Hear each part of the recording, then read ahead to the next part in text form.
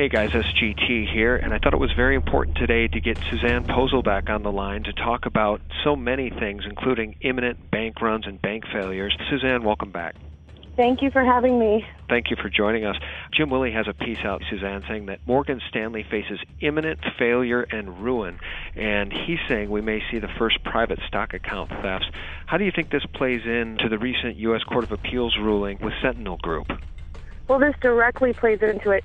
The ruling was that Bank of New York Mellon would have first in line of creditors for segregated funds above the customers who were stolen from before Sentinel went under.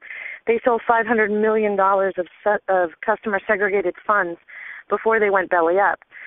And so Bank of Mellon won to be first in line of creditors. So if a bank is insolvent or under duress or in bankruptcy, they are allowed by law now to allocate customer segregated funds or customer funds to pay off their loans or their debts or anything that they owe. And a bank, right now a bank is given two definitions. Our banks are considered brokerages, like Sentinel Management Group was a brokerage, but our financial institutions are defined that way as well because they play on the stock market. And the second definition is a depository institution because we deposit our money into them. So if Morgan Stanley is going under, then if you have money in Morgan Stanley, regardless of how you have it, whether it's an investment or an actual account with them where you keep your money is now up for grabs to them, and they don't have to pay it back. Once you deposit money into a bank, regardless of the form in which you deposited it or the type of account that you have with that bank now has your money. They own it. It's in their possession. And with the Sentinel ruling, they don't have to pay you back if they use it to pay off their debts or if they play it on the stock market and lose it. This means that if you have money in a bank account in any bank, including the small banks, if you have a bank account even in your local credit union, you don't even have to have a bank account in one of these mega banks. Any bank is not being insured by the FDIC. No bank is being insured by the FDIC. No credit union is being insured by the FDIC. Your account, regardless of what type of account it is, if you have any kind of funds deposited into any brokerage or any banking institution, they can allocate it for payment of under any duress or any bankruptcy where they owe money. And just to let your listeners know, Bank of America since 2010, as well as Citigroup, have been selling off their non-core assets. That is something that you do when you're insolvent. And it's just a matter of time before they start using customer segregated or customer secured funds in order to do so. Yeah, and as we know, all of these banks have been on a lifeline via really the Federal Reserve and TARP bailouts since 2008. Many of those among us call them the walking dead banks. Jim Willie's been saying that for a very long time. You write in your article, customer deposits are property of the bank. Because of this Sentinel ruling, the ruling gives banks the right to commingle customer funds with their own funds, and no crime can be committed for the use of customer deposited money based on this ruling. I've heard other pundits say that this ruling was put into place now because the collapse is coming, and the banks really wanted to grandfather themselves. They wanted to give themselves legal precedent to steal customer funds. It seems like there is no recourse for the people other than what you're saying, which is to take your money out now while you still can. Exactly. I had some insiders from major banks and from credit unions and small banks tell me that the deposit withdrawal procedures have changed dramatically. And this was before the ruling came down. It's almost as if, like you said, they knew that this was going to happen. When they shortened the amount of money that you can take out in the ATM, and Chase Bank has done this, and several local banks and credit unions have been doing this as well, forcing the customer to come into the bank to get the rest of their money. So if you want $300 and you can only take out $200 at your ATM, you have to come into the bank for the other $100. Once you do that, they interrogate you. Why do you need this money? Why can't you pay with a debit card? Why can't you write a check? I can't give you the money. I can't give you the funds. We can't secure it. We'll have to wait a day or two. I'll give you an example. A customer at a bank had $30,000 in her account. She was taking out $20,000 in order to pay for a car for her 16-year-old son. And the bank told her that they couldn't take out $20,000 in cash. They would have to wait a couple of days to secure the funds, even though taking out that money would not have broken her account. She still would have had $10,000 in her account. And this is a way that the banks are trying to keep us from getting our cash. They know that if we did a run on the bank, there isn't enough physical printed money in order to satisfy the amount of digital money is on their computer screens.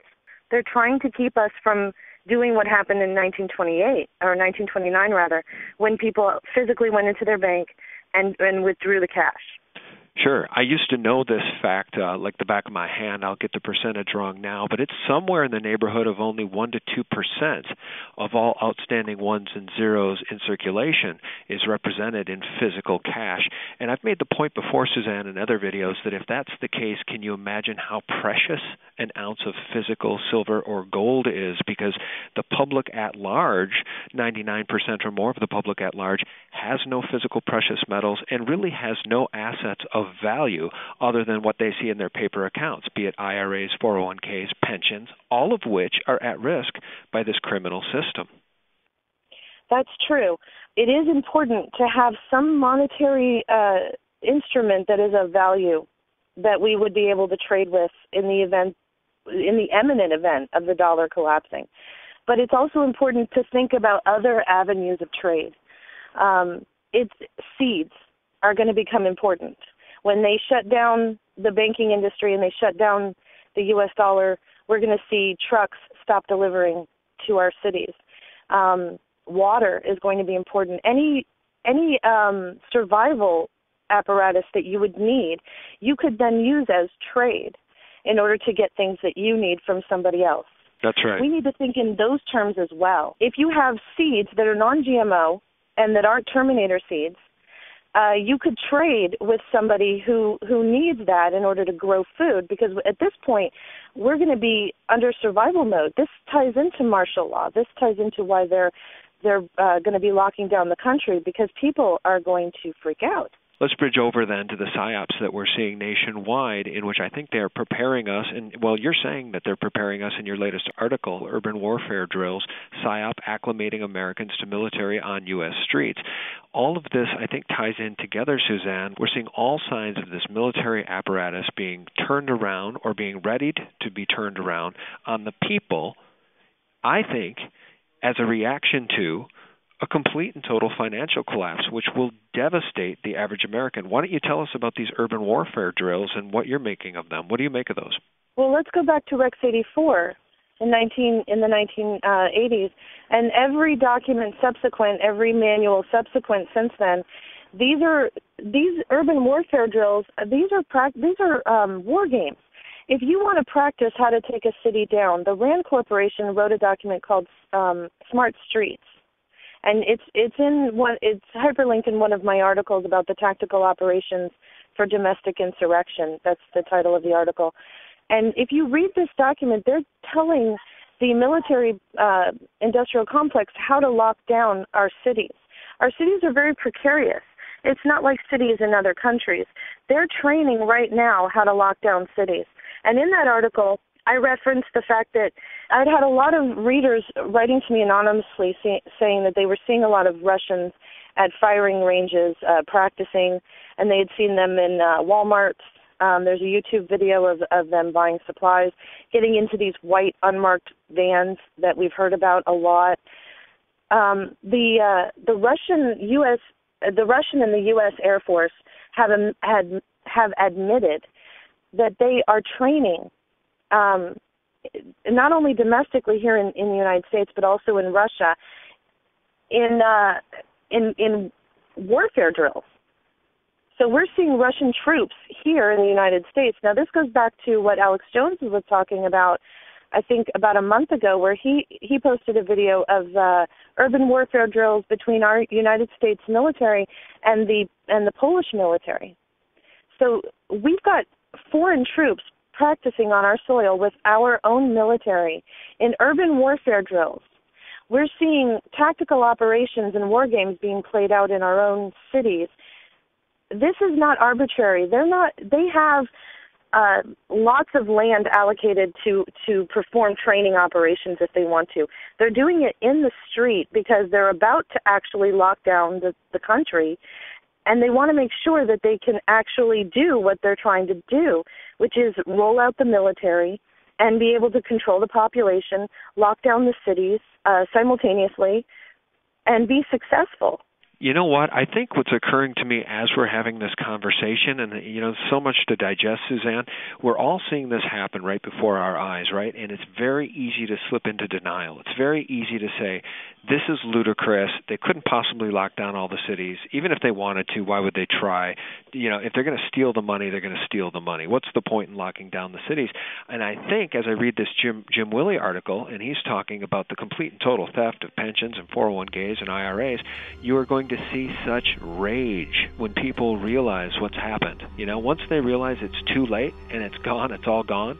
Like that South Park clip, it's gone, it's all gone. Once people realize it's gone and they've got nothing, there is going to be rage in these cities and people are going to lose it. Like Salente says, when you got nothing else to lose, you lose it. Right. We have a phenomenon in America, and it has a psychological term. It's called cognitive dissonance.